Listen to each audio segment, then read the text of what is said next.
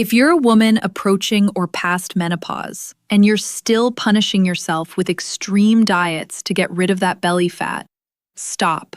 Right now. That restriction isn't shrinking your waistline. It's commanding your body to store even more fat exactly where you don't want it. There is a moment, and nearly every woman going through this transition knows exactly which moment I mean, when she catches her reflections somewhere unexpected. Not in the bathroom mirror she's learned to avoid, in a shop window, a car door, the black screen of her phone before it lights up. And what she sees isn't the face that surprises her, it's the midsection. That soft, insistent fullness that appeared almost without warning, settled around her waist like an uninvited guest, and refused to leave regardless of what she did. And so she does what she has always done, what she was taught to do from the age of 14, when magazines and morning shows and well-meaning relatives first made her believe that her body was a problem to be solved. She eats less. She cuts carbs. She skips breakfast. She tries keto. She downloads a fasting app. She white-knuckles her way through hunger pangs at 9 o'clock at night, jaw clenched, stomach growling, convinced, truly, deeply convinced, that discipline is the answer. That if she just holds on longer, restricts more, pushes harder, her body will finally cooperate. It doesn't. The belly stays. Sometimes it grows. And something far more dangerous happens beneath the surface. Something no bathroom scale, no measuring tape, no before and after photo will ever capture. This is the story that almost no one is telling women during menopause. Not their general practitioners, who have an average of 7 minutes per appointment and a prescription pad that doesn't include metabolic education. Not the wellness influencers promising flat stomachs in 21 days with celery juice and positive affirmations. Not the $60 billion diet industry that has built its empire on a single profitable lie, that every body problem has a caloric solution. The truth is both simpler and more profound than any meal plan ever printed on a glossy page. Menopause belly fat is not a food problem. It is a hormonal event. And treating it like a food problem doesn't just fail. It actively accelerates the very biological mechanisms driving the fat storage in the first place. Let me walk you through what is actually happening inside your body right now. Because once you understand this, truly understand it, everything shifts.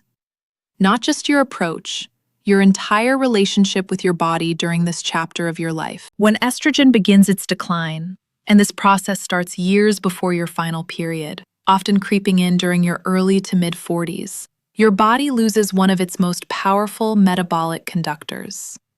Most women think of estrogen purely as a reproductive hormone. It governs your cycle, your fertility, your hot flashes. But that understanding barely scratches the surface of what estrogen actually does. Estrogen influences where your body stores fat.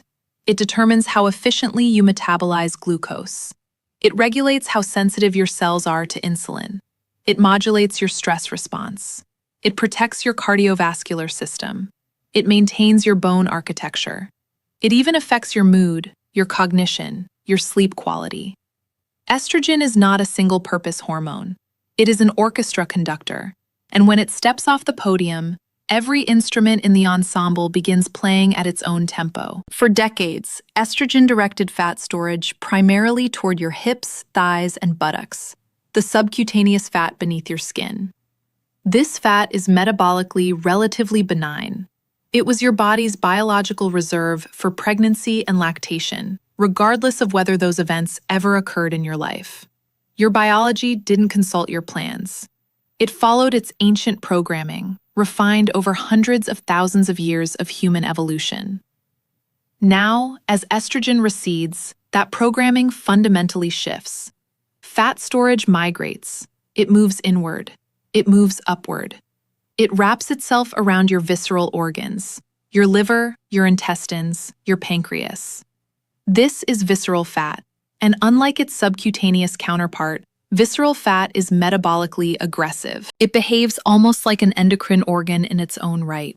secreting inflammatory cytokines, disrupting insulin signaling pathways, and creating a cascade of metabolic dysfunction that extends far, far beyond the way your clothes fit. This is why your waistline is reshaping itself. Not because you had pasta on Thursday. Not because you lack discipline. Not because you're letting yourself go. Because your hormonal architecture is being fundamentally redesigned, and your body is responding to that redesign in the only way it knows how. Now, here is where the devastating irony of extreme dieting enters the picture. And this is the part I wish every woman understood before she downloads another calorie tracking app. When you drastically cut calories, when you drop below what your body needs to sustain its basic operations, when you skip meals, when you push yourself through 12, 14, 16 hours without food, your body does not interpret that as a diet. It does not think, oh good, she's trying to lose weight, let me cooperate. Your body interprets caloric deprivation as a threat, a famine, a survival emergency. And in response to that perceived emergency, your adrenal glands flood your system with cortisol. Cortisol is your primary stress hormone, and it served your ancestors brilliantly when they were fleeing predators across the savannah 100,000 years ago. It mobilized glucose for quick energy. It sharpened focus. It suppressed non-essential functions. It kept them alive long enough to reproduce. But chronic cortisol elevation, the kind produced by sustained caloric restriction, compounded by emotional stress, disrupted sleep, and the hormonal upheaval of menopause itself, does something devastating to your midsection. Cortisol specifically, preferentially, almost surgically promotes visceral fat accumulation. It sends an unambiguous signal to your body: hold on to abdominal fat, store it deeply, protect it fiercely. Because based on the information your body is receiving, not enough food, constant stress, broken sleep, you are living through a crisis, and that fat may be the only thing that keeps you alive. So let me make this painfully, unambiguously clear. Every extreme diet you have attempted during perimenopause or menopause has very likely elevated your cortisol levels. And every cortisol spike has instructed your body to accumulate more fat around your belly. You have been fighting your body with the one weapon that guarantees your body fights back harder. This is not your fault, not even slightly. You were never given this information. You were given portion control plates and step counters and inspirational quotes about mental toughness. You were handed the metabolic tools of a 25-year-old and told to wield them inside a body that no longer operates by the same biological rules. The failure was never yours. The failure was in the information you were given. Vivian understood this at 49, though it took her body breaking down before the understanding arrived. A wildlife photographer by profession, the kind of woman who spent weeks alone in remote terrain, from the wind-stripped coast of Patagonia to the frost-hardened tundra of northern Norway, she had always defined herself by her physical resilience. Her body had carried her through conditions most people only experienced through a screen. Crouching motionless for 6 hours in a hide, waiting for a snow leopard that might never appear. Hauling 30 kilos of camera equipment through knee-deep mud in the Pantanal. Sleeping in tents at altitude where the air thinned until each breath felt like a negotiation. But when the weight started gathering around her middle, first a softness, then a firmness, then an unmistakable thickness that no amount of layered clothing could disguise, none of that resilience mattered. She felt something she had never felt in the most inhospitable places on Earth. She felt betrayed by her own body, the one thing she had always been able to trust. Her husband of 18 years noticed her retreating. She started wearing oversized flannels indoors. She angled away from him in bed. She stopped changing in front of the bedroom mirror. And then, with the same iron determination she brought to everything, she launched into a punishing regimen. Strict intermittent fasting, eating only between noon and 6, combined with daily high-intensity cardio that left her lightheaded and short-tempered. In 3 months, she lost 4 pounds. Her midsection didn't change at all. Her sleep collapsed. Her joints ached so persistently that she started questioning whether she could still handle field work. She developed migraines that lasted for days, and a low, persistent anxiety settled over her like weather. Not a storm, but an overcast sky that never cleared. What Vivian didn't understand, what most women in her position are never told, is that she had constructed a perfect cortisol trap. The fasting elevated her cortisol. The intense exercise drove it higher. The shattered sleep prevented it from resetting overnight. And all 3 forces combined to lock her body into a state of perpetual metabolic emergency, clinging to every gram of visceral fat the way a drowning person clings to wreckage. When she finally sat across from a specialist who understood the hormonal reality of perimenopause, someone who looked at the whole picture rather than just the number on the scale, the first recommendation stunned her into silence. Eat more. Not more processed food, not more sugar, but more protein, more fiber, more consistently, more strategically, more like a woman who trusted her body instead of warring against it. This brings us to what the clinical evidence consistently demonstrates, and what I've observed, case after case, year after year, in women navigating this exact transition. The most impactful change is not about what you remove from your plate. It is about what you add to it, and when you add it. Protein intake becomes paramount during menopause, and the overwhelming majority of women are consuming far too little. Your body requires protein to build and maintain muscle tissue, and muscle mass is the single most significant determinant of your resting metabolic rate, the number of calories your body burns simply by existing, by breathing, by maintaining your body temperature while you sleep. During menopause, you lose muscle at an accelerated rate. This process, sarcopenia, begins silently, without obvious symptoms. You don't feel your muscle fibers thinning. You don't notice your metabolic furnace shrinking. But over months and years, the effect compounds. Less muscle means a slower metabolism. A slower metabolism means your body burns fewer calories at rest. And fewer calories burned at rest means that even if you eat exactly what you've always eaten, not a calorie more, you will gain fat. Not because you're eating too much, because your metabolic engine has become smaller, and no one told you it was happening. Strength training, deliberate progressive resistance exercise, directly counteracts this. It builds and preserves muscle. It improves insulin sensitivity in ways that cardio alone cannot match. It enhances bone mineral density, which is another silent casualty of estrogen decline.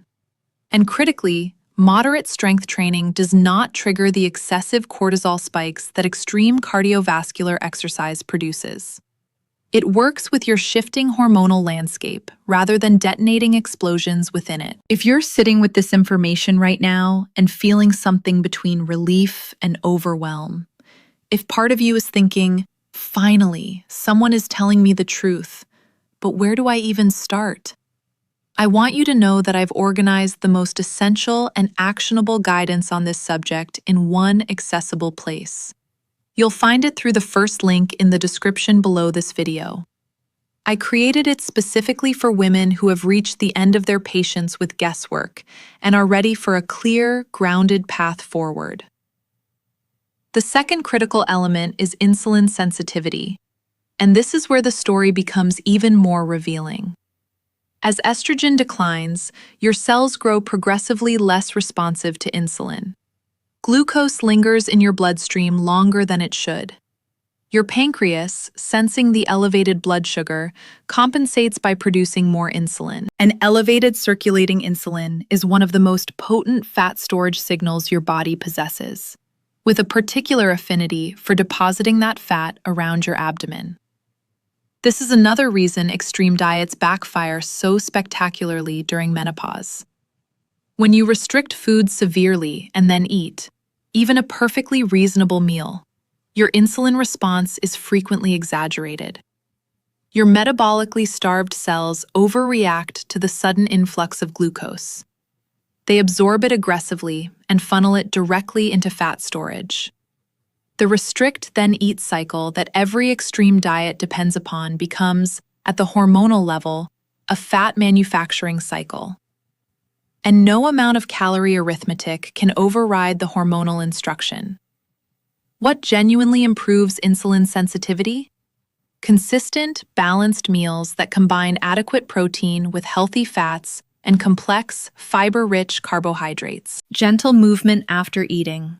Even a 10 or 15-minute walk dramatically improves postprandial glucose clearance. Sufficient sleep, because research has demonstrated that even a single night of poor sleep can reduce insulin sensitivity by as much as 33%. And sustained stress management, because cortisol and insulin operate in a vicious feedback loop where each compound amplifies the destructive effects of the other. Notice what is conspicuously absent from that list: deprivation, punishment, starvation. The extreme measures that feel virtuous and disciplined but function at the cellular level as metabolic sabotage. The third pillar, and this is the one women resist most fiercely because we've been culturally conditioned to believe that rest is an indulgence, that exhaustion is evidence of effort, that sleeping is time wasted, is sleep. Deep, restorative, genuinely sufficient sleep. During menopause, sleep architecture is frequently dismantled. Hot flashes ignite at 2 in the morning. Night sweats drench your sheets until you're lying in your own dampness, wide awake, heart racing. Hormonal anxiety jolts you from unconsciousness before dawn.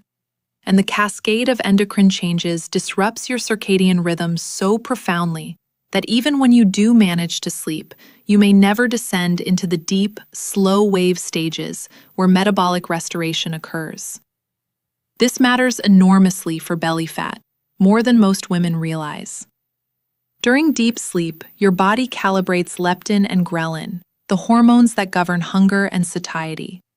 When deep sleep is insufficient, ghrelin surges, intensifying hunger. Leptin plummets, leaving you feeling unsatisfied no matter how much you eat. And your prefrontal cortex, the executive control center of your brain, becomes sluggish and compromised, diminishing your capacity for measured food choices and amplifying your impulse toward high-calorie comfort foods. This is a biological setup, not a moral failing, not weakness, not a lack of discipline. And addressing it demands that you begin treating sleep as a metabolic intervention, not a luxury you'll prioritize after everything else in your life is sorted. Vivian's transformation didn't begin with a new meal plan. It began with a new understanding.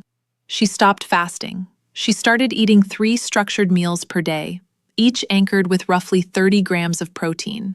She replaced her daily high-intensity cardio with 3 sessions of progressive strength training and 2 long, unhurried walks, the kind of movement she'd been doing in the field her entire career without ever calling it exercise. She implemented a deliberate wind-down protocol at night. No screens after 9, bedroom temperature lowered to 65 degrees, magnesium glycinate before bed, a few pages of a novel that had nothing to do with health or self-improvement.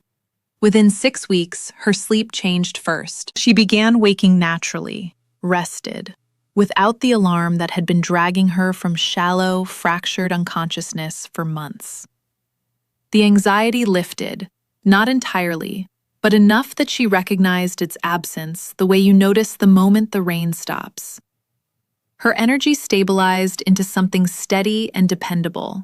Nothing like the jittery, caffeine-sustained alertness of her fasting era. And then, gradually, her midsection responded.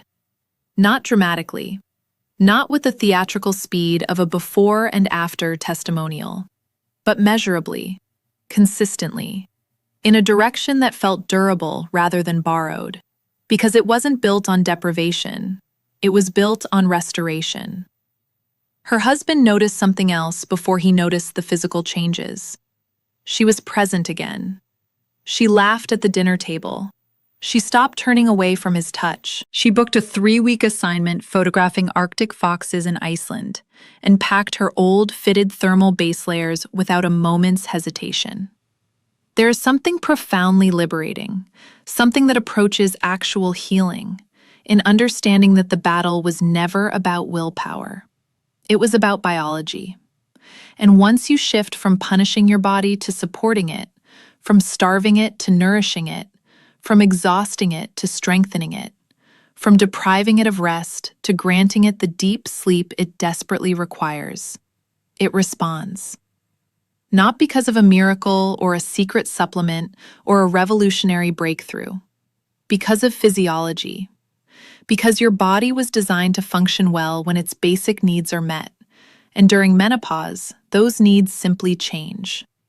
Your body during this transition is not broken. It is not betraying you. It is an extraordinarily intelligent biological system attempting to protect you through one of the most significant hormonal recalibrations of your entire life. When you starve it, it hoards. When you exhaust it, it inflames.